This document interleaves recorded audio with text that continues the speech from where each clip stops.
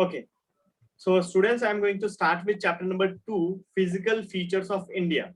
Okay, so today, first I will be discussing about the introduction to the major physiographic divisions of our country. Okay, first I want to give you information about the major physiographic divisions of our country, that how these physiographic divisions came into existence and what are the different physiographic divisions of our country actually. Okay, and then I'll be discussing in details about the different major physiographic divisions of our country. So let us start with the introductory part to this chapter, physical features of India. So as we all know that India is one of the largest country in the world.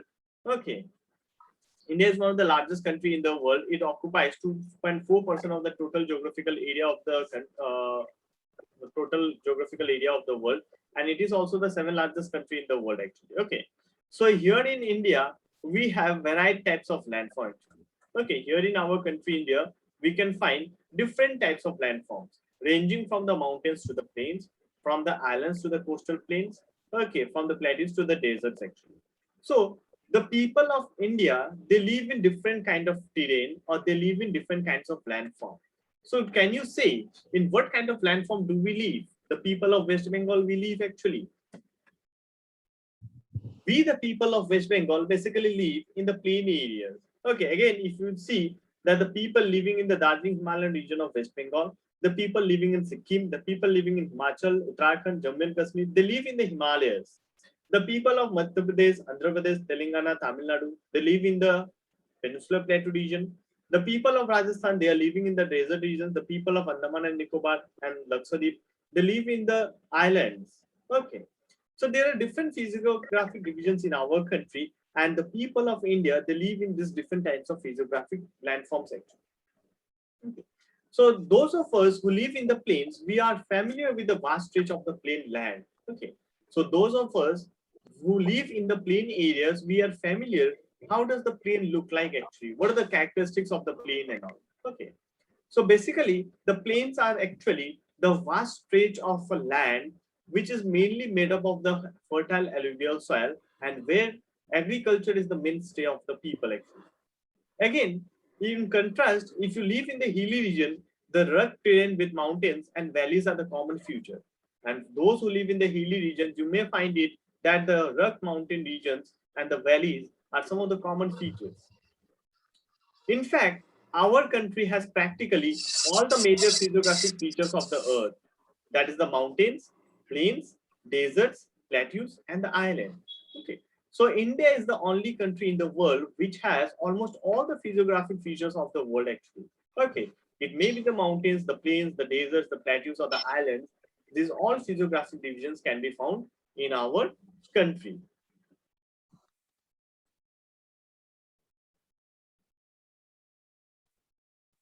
See, the land of India displays great physical variations. Geologically, the peninsular plateau, it constitutes one of the ancient land masses on the Earth's surface. Okay, so basically, in our country, India, we have a great physical variations. From the north to the south, the landform varies. Okay, from the north, we start with the mountains. As we start moving towards the south, from the mountains, we reach the plain areas. From the plains, we reach the peninsular plateau region, and from the plateau region, we reach the coastal plains, and ultimately, okay, the Indian Ocean actually. Okay. So in our country, we are having a huge variation in the physiographic features actually, and geologically, the peninsular plateau region, they constitute one of the ancient land masses on the Earth's surface, and geologically, the peninsular plateau region of our country is one of the ancient land masses on the Earth's surface actually. Okay, the Himalayas, the northern plains, and all these are all like these all have been formed at a later period of geographical history actually.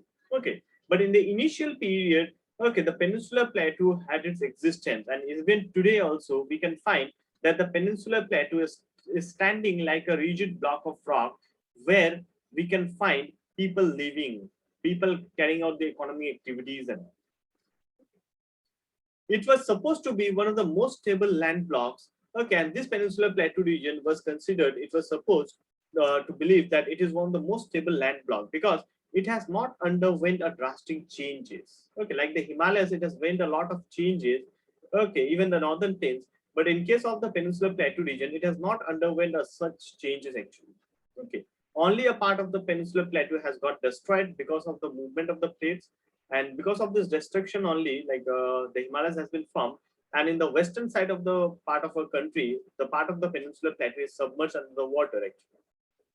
Whereas, on the other hand, the Himalayas and the northern plains are the most recent landforms.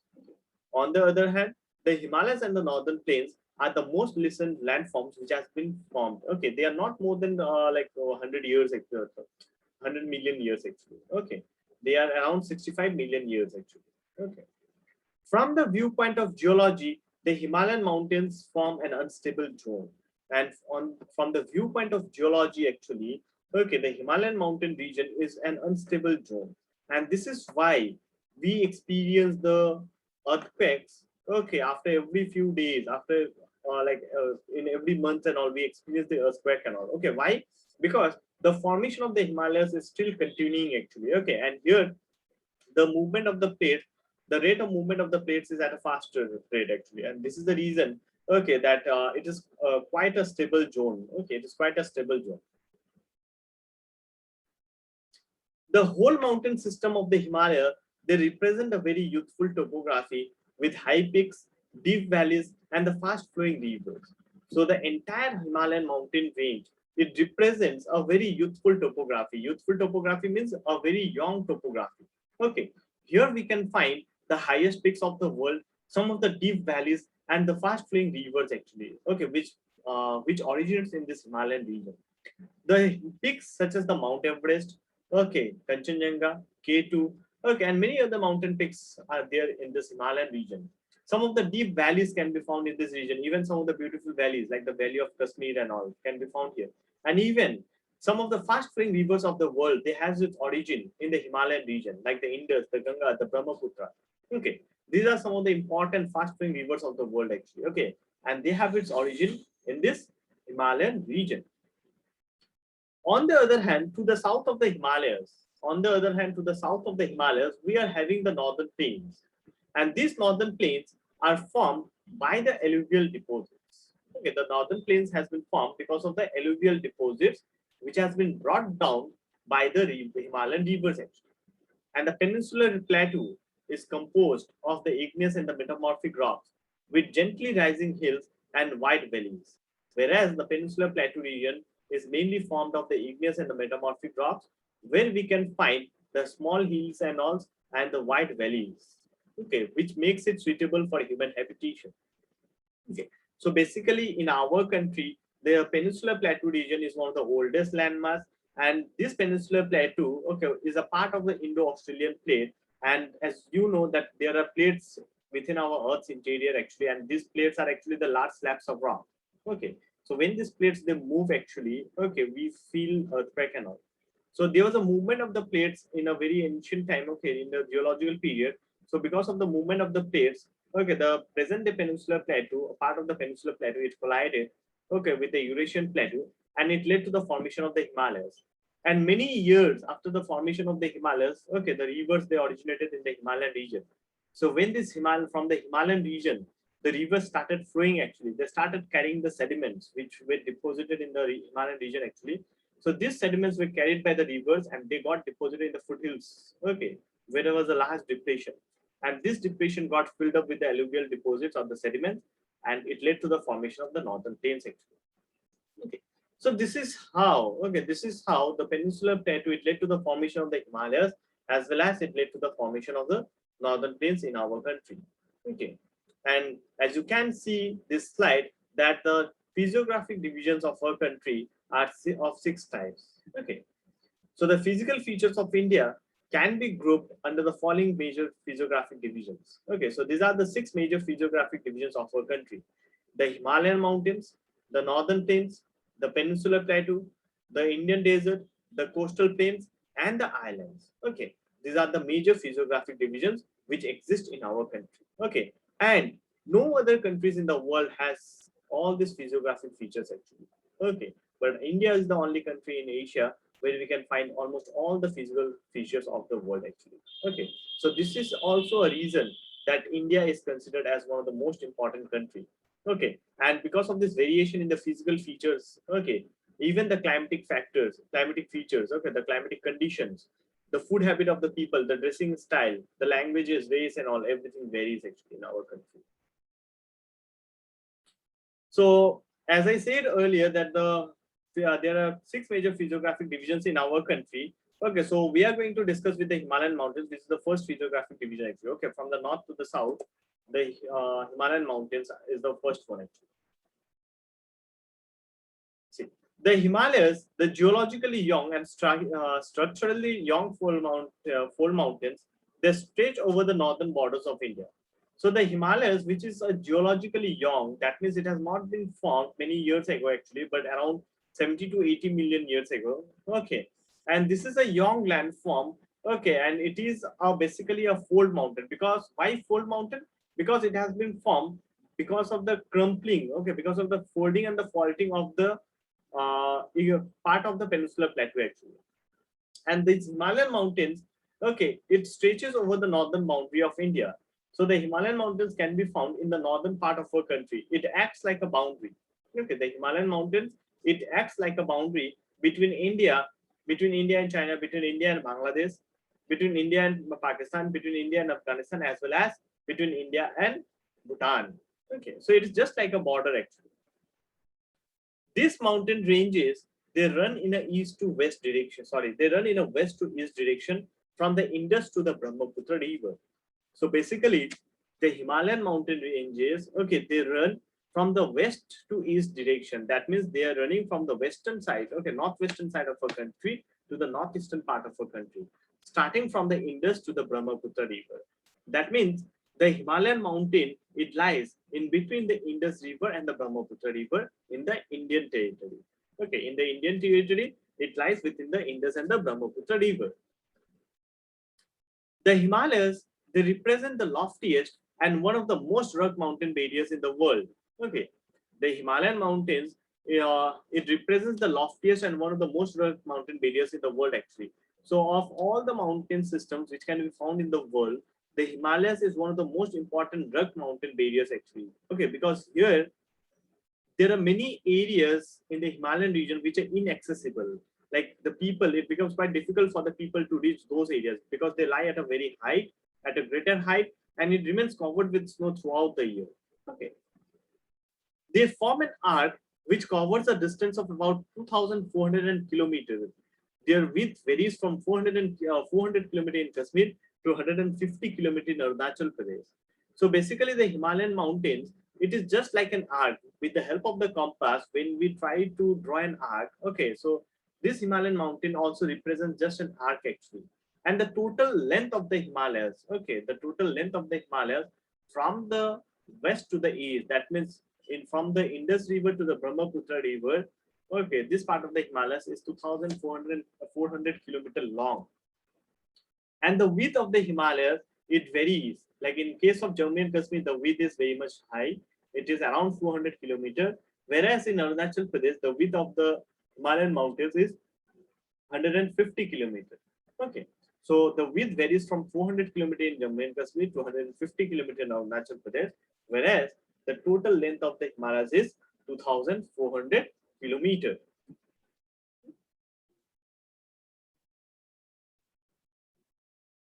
The altitudinal variations are greater in the eastern half than in the western half. And in terms of the height of the Himalayas, actually, okay, height means altitude. Height means altitude.